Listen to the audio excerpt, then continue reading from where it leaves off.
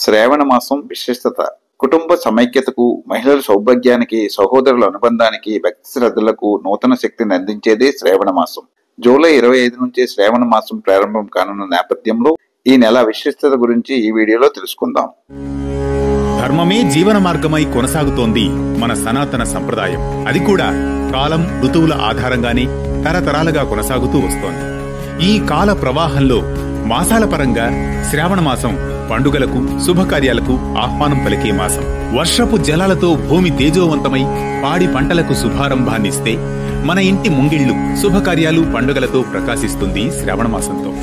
ఇందుకు ప్రత్యేకగా శ్రావణ మాసం ప్రారంభమైందంటే చాలు, మన సనాతన సంప్రదాయం ప్రకారం ప్రతి ఇల్లు, ప్రతి కోవెల దివ్యత్వంతో ప్రజ్వరిల్లుతూ ఉంటాయి. పూజలు, వ్రతాలు, పండుగలు, శుభకార్యాలు, ప్రారంభోత్సవాలతో ఎటు చూసినా చైతన్యవంతమైన ఆధ్యాత్మిక వాతావరణం కనిపిస్తుంది. ఈ కోవలో మన తెలుగు సంవత్సరంలో వచ్చే ఓ దివ్యమైన 5వ మాసమే శ్రావణ మాసం.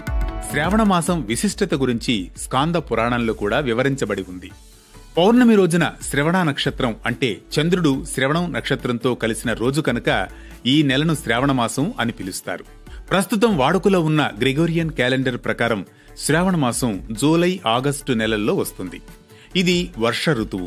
సాధారణంగా విరివిగా వర్షాలు కూడా పడుతూ ఉంటాయి.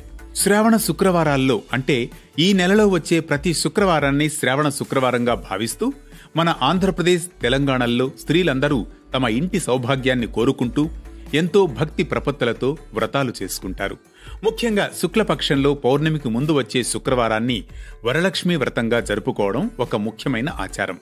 అదేవిధంగా ఈ మాసంలోనే మంగళవారం నాడు మంగళగౌరి వ్రతం కూడా చాలా మంది విధిగా పాటిస్తారు. శ్రావణ మాసం అంటేనే పండుగల మాసం. కేవలం పండుగల మాసమే కాదు, పెళ్లిళ్లు, శుభకార్యాలకు సైతం విశిష్టమైన మాసం. శ్రావణం వచ్చిందంటే చాలు అన్ని శుభగడియలే. శుభకార్యాలకు, వ్రతాలు, నోములు, పూజలకు ఎంతో పవిత్రం. శ్రావణ మాసం జూలై 25వ తేదీ నుంచి ప్రారంభం కానుంది. ఈ నేపథ్యంలో వివాహాలకు, గృహప్రవేశాలకు, శుభకార్యాలకు సైతం మంచి రోజులు ప్రారంభం కానున్నాయి. ఈసారి శుభ ముహూర్తాలు సైతం బాగా ఉండడంతో శుభకార్యాలు కూడా భారీ సంఖ్యలోనే జరగనున్నాయి. ఇక ఈ మాసంలో పండుగలు కూడా బాగానే ఉన్నాయి. వరలక్ష్మి వ్రతం, శ్రీకృష్ణ జన్మాష్టమి, రాఖీ పౌర్ణమి వంటి పండుగలు కూడా ఈ మాసంలోనే జరుపుకోనున్నారు. తెలుగు పంచాంగం ప్రకారం ఏడాదిలో 12 నెలల్లో ప్రతి నెలకు ఓ ప్రత్యేకత ఉంటుంది. శ్రావణ సోమవారాలు, మంగళవారాలు, శుక్రవారాలు, శనివారాలకు ప్రత్యేకత ఉంది. ఈ శ్రావణ మాసం జూలై 25వ తేదీ నుంచి ప్రారంభమై ఆగస్టు 23వ తేదీతో పూర్తవుతుంది.